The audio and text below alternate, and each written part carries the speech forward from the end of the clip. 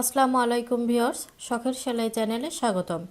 Viewers, আজ আপনাদের জন্য নতুন একটি ফ্লাওয়ার ডিজাইন নিয়ে এসেছি। চলুন দেখে আসি।